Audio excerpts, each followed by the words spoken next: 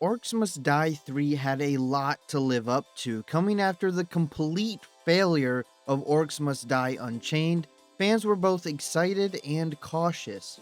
And when Orcs Must Die 3 finally released, it released first as a Stadia exclusive and then later on PC and consoles. And of course, because of that, some people overlooked the game, but I'm here to say Orcs Must Die 3 was a great game with a terrible launch. Especially if you're a fan of tower defense action games or just like blowing up hordes of orcs in the most ridiculous ways possible. So let's take a deep dive into Orcs Must Die 3 and see why it is a fun game, where it shines, what it adds to the series, and even a few things it could have done better, including its Stadia launch.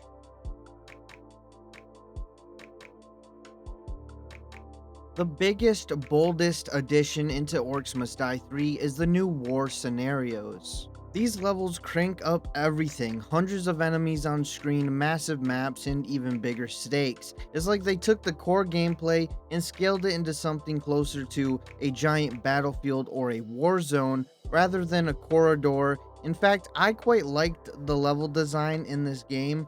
Maybe not necessarily the ginormous map. Sometimes I felt they were too big, but I did really like the map design most of the time in this game. The maps just looked nice and they were just fun to play on. You weren't just laying traps and running back and forth across small hallways or small areas anymore. Now you were defending castles, open fields, giant bridges, gates, and there were a lot more entrances that you had to worry about, and sometimes in the maps there would be an entrance that was mostly unused and you might not even be paying attention to it, but then like halfway through the level a new entrance will open and you'll have to defend there, and you'll just have to keep track and keep aware way more in this game, because once again there are some entrances that you might not even notice until it's too late. And to deal with all that chaos, they introduced new war machines, which were gigantic devastating traps like the Mega Boom barrel launcher, try saying that 7 times fast, armies of archers, ballista turrets, and plenty more. And these massive traps made it easier to take down bigger waves of orcs. One of my favorites was the giant flip trap. You place it on the ground and it just launches a ton of orcs across the map.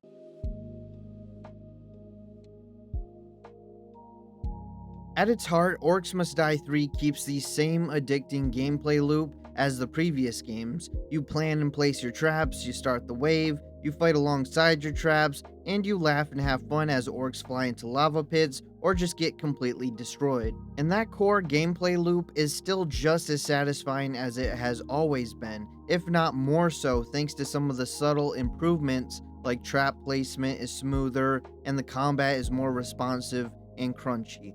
The enemies now react to certain traps in more noticeable ways. There's more hit feedback, more physics-based reactions, especially with things like flip traps or the gravity well. You also still have the ability to freely switch between weapons, so your character feels active and versatile. Now each character will come with their own unique weapon, and then you can also use one of your trap slots if you want to use it as a weapon slot instead of for a trap. You can also take another weapon if you want to. Now, you don't really need to do that, but if you want to have multiple weapons, you can. Very similar to Orcs Must Die 2. You're not just a passive observer as always in this tower defense game. You're in the fight, you're constantly adjusting your traps and the layout of them, and you're adapting to different situations, especially if a new entrance opens.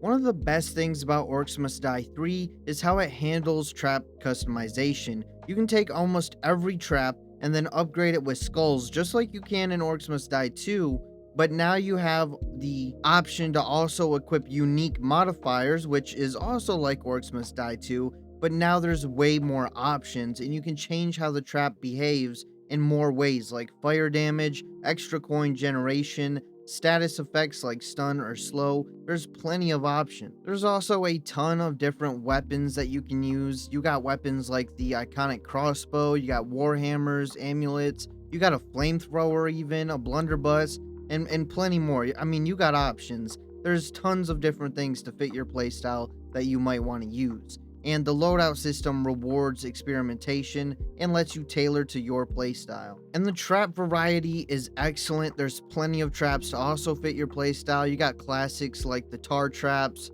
arrow walls, grinders, they all return. But Orcs Must Die 3 has a ton of trap variety, like ceiling lasers, chain lightning walls, push traps that work with environmental hazards in clever ways. There's also a lot more of those in Orcs Must Die 3, I think.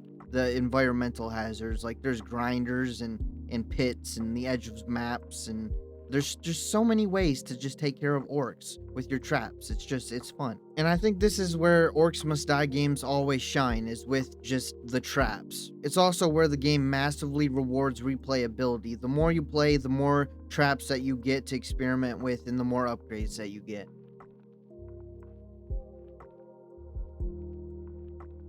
Like its predecessors, and by that I mean Orcs Must Die 2 and Orcs Must Die Unchained, Orcs Must Die 3 supports full co-op, and it's just as fun. If you never played Orcs Must Die in co-op, you're missing out on some of the most chaotic, hilarious tower defense gameplay that you can get. As always, getting a friend to play a game with you is always double the fun. I mean, no matter what you do, you add a friend, it's automatically going to be more fun. I don't care if it's watching paint dry, it'll be more fun when you have a friend. The synergies that you can build between two players is pretty good, and war scenarios and co-op is just absolute carnage in the best possible ways. Co-op is also perfect for new players of the franchise. If you're experienced and your friend is new, you can also carry them a little bit while they get used to the systems, and everyone just still has fun because it's a fun game. And I mean, it's not that difficult when you first start out, so it's not like you would really carry anyone in this game, to be honest.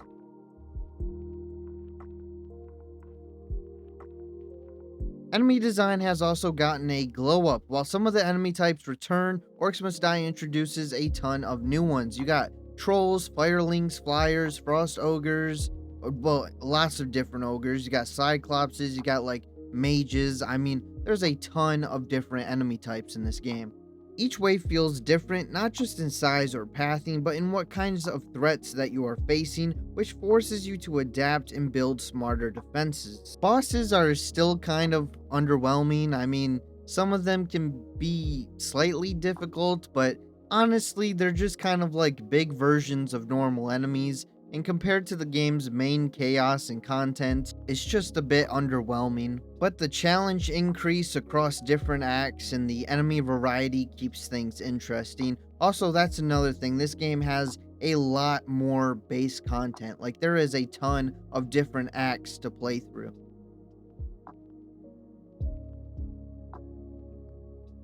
Graphically speaking, Orcs Must Die 3 is clean and colorful, and that is exactly why I like it. It's not trying to be photorealistic, it's not even trying to be realistic at all. It leans into its cartoony fantasy art style, and that just works in its favor. And in my opinion, Orcs Must Die 3 is the best looking game in the franchise, and I think they should keep it like this. I mean, they kind of went for a similar thing in Orcs Must Die Death Trap, but I feel like that game just looks a bit worse than this one. I don't know, something about this one I just like more. The UI is clean, animations are smooth, and the visual clarity helps you track what's happening even if there are like 150 enemies on the screen. Effects like fire, electricity, and ice are distinct and help you read the battlefield at a glance. Performance-wise, I think the game runs pretty well. Even on some lower-end PCs, it seems to run pretty well. It handles massive enemy counts and has solid frame rates. And if you're on console, you also get a good experience too.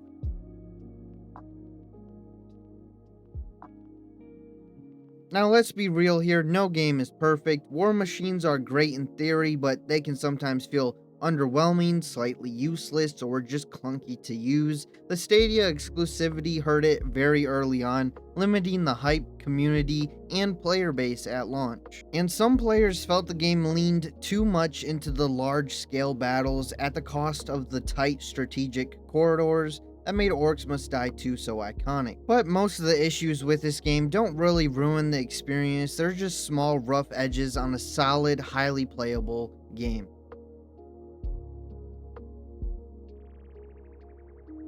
Not only does Orcs Must Die 3 have a long campaign and lots of levels to play through, it also has co-op, and then on top of that, it also has the endless mode, which also makes a return, letting you test just how far your defenses can go with an escalating difficulty.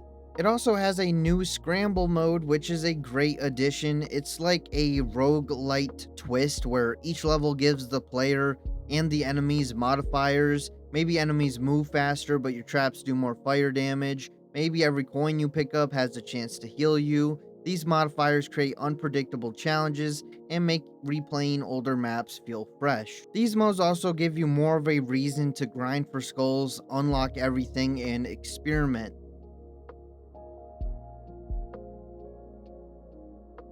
So let's talk about Stadia, because it did affect this game's launch. Orcs Must Die 3 was originally a Stadia exclusive, which at the time felt like, why were they doing that? Who knows, probably just because they got a big paycheck. But Stadia was also struggling, and they were just buying a bunch of games to have them as exclusives for a little while, and that led to a small user base and wasn't exactly, which as we know was either some of the worst decisions or some of the best decisions, because it was probably a terrible decision because it got less players on your game at launch, but then again, most people were just going to wait until it went to Steam or consoles anyway. I mean, there was probably just one person in the world that was like, oh my gosh, Orcs Must Die 3 is releasing on Stadia. I need to go and get me a Stadia subscription just so I can play me some Orcs Must Die 3. But I'm sure they got a chunk of change from it anyway, so I don't know, maybe it helped. But I mean, it didn't help the player base at launch, that's all I'm saying. And it obviously didn't help Stadia either, since Stadia doesn't exist anymore.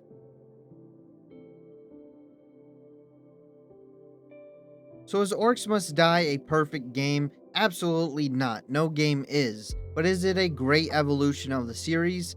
Absolutely. It builds on the core formula, introduces large-scale warfare in a fun, chaotic way, it keeps the charm and addictiveness of the original games, and it adds enough variety in the traps, enemies, and modes to keep players coming back for more. If you're a fan of the Orcs Must Die series but you haven't played Orcs Must Die 3 yet, I highly recommend it. And if you're a new player and you haven't played any of the Orcs Must Die, well, Orcs Must Die 3 is a great start. But anyways, that's going to be it for this video, so I hope you enjoyed it. If you did, make sure to hit that like button, leave a comment below, tell me what you think of the Orcs Must Die series, Orcs Must Die 3, and this video. And if you haven't already, hit that subscribe button because you want to be subscribed, and I'll see you next time.